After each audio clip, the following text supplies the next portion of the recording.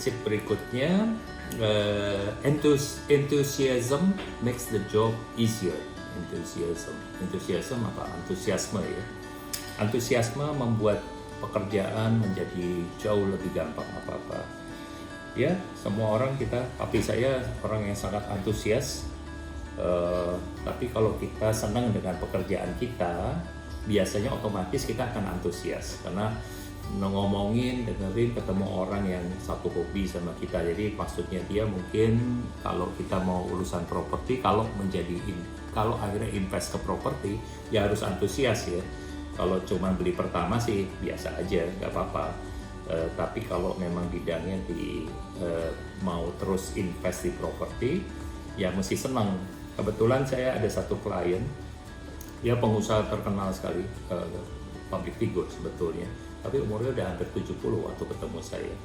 Terus saya tanya, Pak, Bapak udah sehebat ini bisnisnya, maksudnya dia orang terkenal lah ya, saya nggak mau sebut apa. Terus saya tanya, kok Bapak mau turun sendiri?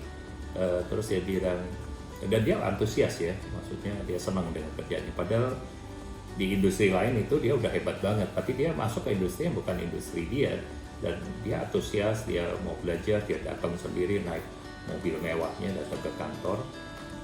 Dia satu pesannya dia bilang, saya, dan mungkin pelajaran buat saya juga ya, bahwa kalau mau bisnis apapun itu harus suka.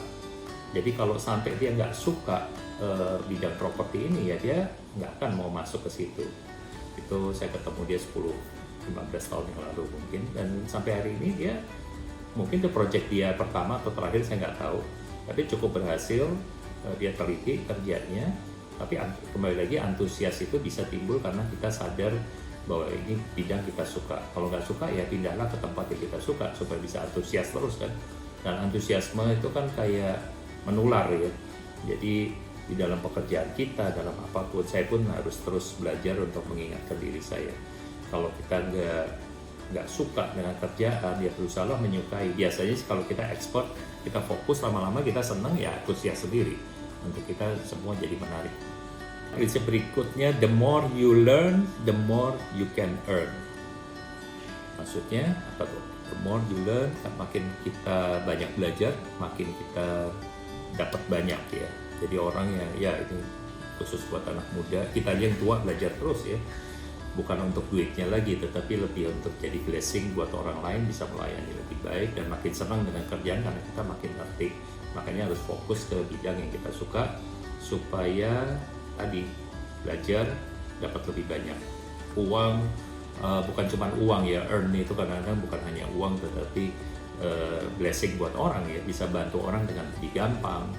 Ini prinsip yang penting juga, prinsip not taking a risk may be the biggest risk of all. Tidak mengambil risiko kemungkinan menurut Schumacher adalah justru risiko yang terbesar mungkin dibanding dengan risiko yang kita ambil. Contohnya mungkin kalau di bidang properti gini, kita takut terus nih mau beli properti, mau beli properti takut, maju mundur, belajar sana belajar sini, nanya sana nanya sini, tapi nggak berani maju.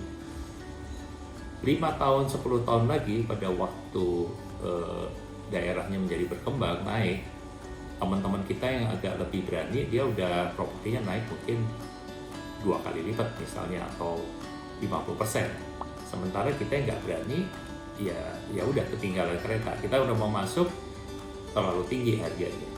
Tapi memang pertanyaannya, risikonya seberapa sih? Nah, ya kembali lagi seperti yang tadi disampaikan juga di poin-poin yang lalu, perlu ada ahlinya, perlu opini, fakta. Intinya ada mindset tertentu yang kita harus punya, yaitu antara risiko sama keuntungan. Ini emosi doang belinya atau memang rasional, dan tergantung kebutuhan juga ya. Ada orang kebutuhan rumah pertama, dia nggak terlalu, saya kira nggak terlalu masalah dia. Kita selalu kalau sarankan untuk rumah pertama paling aman selalu di dalam developer yang sudah besar dan terkenal ya. Karena kalau developernya nggak terlalu besar pun, walaupun udah sertifikat, bisa aja muncul masalah. Poin berikutnya dari Schumacher adalah debt is a wonderful discipline. interesting ya.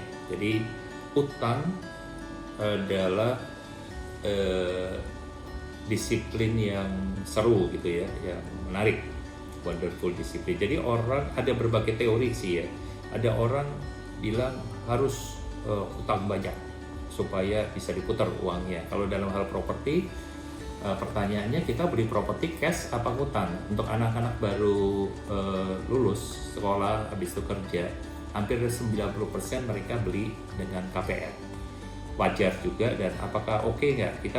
Saya kalau dalam satu signing selalu mengingatkan soal-soal kayak gini, bahwa untuk utang seperti ini that is a wonderful discipline. Asal lu disiplin ya, bayar loh. Karena kalau nggak bayar nanti nama baiknya tercoreng di sekarang OJK kalau nggak salah. Jadi ke-report di OJK, kalau dulu BI. Jadi perlu disiplin untuk utang yang benar. Makanya saya sebagai notaris selalu mengingatkan klien yang terutama orang awam, bahwa ada setiap cicilan yang kita bayar tuh, misalnya bayar 5 juta per bulan, mesti dilihat yang pokoknya berapa, bunganya berapa. Karena kalau dia utangnya 20 tahun misalnya, cicilan 5 juta, kebanyakan pokoknya tuh cuman misalnya 5 juta ya, 2 jutanya pokok, bunganya 3 juta ya, atau 1 juta pokok, bunganya 4 juta. Nah kalau dia disiplin itu nggak problem, tapi begitu dia mulai macet kan beranak terus itu bunganya, sehingga akhirnya hanya bayar bunga. Nah takut apa enggak? Harusnya enggak. Kalau ngerti, kembali lagi harus belajar. Jadi ini soal financial literacy juga, kapan orang bisa utang, kapan orang harus melunasin utang, kapan orang nambah utang. Many people are afraid of the unknown. Banyak orang takut kepada hal yang belum dikenal, belum diketahui. Dalam kurung dia bilang, it's most like the known, it's just hasn't happened yet. Jadi banyak orang takut pada hal yang pada sesuatu yang tidak dia kenal. Padahal menurut si Schumacher dalam bidang real estate misalnya, transaksi properti, it mostly like the known, it just hasn't happened yet. Ya itu udah pernah terjadi pasti, cuma belum terjadi lagi aja menurut dia. Tapi ada satu kekecualian memang di yang urusan pandemi ini. Banyak orang ahli properti, ahli apapun di Indonesia maupun di luar negeri yang umurnya udah 70 tahun, udah 60 tahun, tetap aja kaget. Jadi kadang-kadang kita di dalam masalah risiko, kembali lagi soal risiko ya, banyak orang takut pada hal yang dia belum ketahui. Padahal yang dia belum ketahui itu mungkin sudah terjadi juga, atau belum terjadi tetapi pernah terjadi. Nah, kembali lagi soal pengetahuan, belajar terus, ketemu expertnya. Makanya zaman sekarang orang nggak bisa expert di semua bidang ya, karena unsur variabelnya banyak sekali. Jadi kalau kembali lagi kalau soal tanah, kembali lagi orang harus fokus ke daerah tertentu atau jenis properti tertentu. Menurut saya sih harusnya fokus ke daerah tertentu. Makanya di Indonesia sistemnya bagus, juga di luar negeri, tapi terutama di Indonesia notaris itu memang ditempatkan di kabupaten kota tertentu untuk transaksi tanah ya, PPAT berarti.